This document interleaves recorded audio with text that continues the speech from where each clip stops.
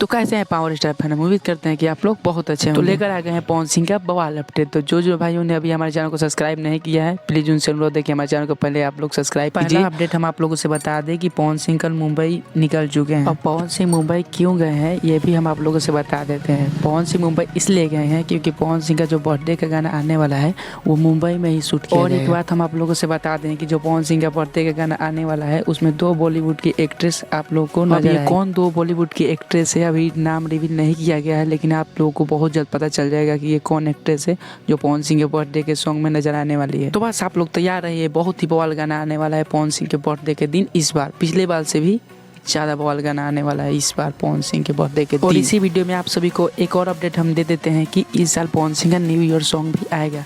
इसकी जानकारी खुद वे म्यूजिक के ऑफिशियल चैनल ने दिया है। जो पवन सिंह का न्यू सॉन्ग आया है आओ राजा, उसके कमेंट बॉक्स में जाकर आप लोग पढ़ सकते हैं।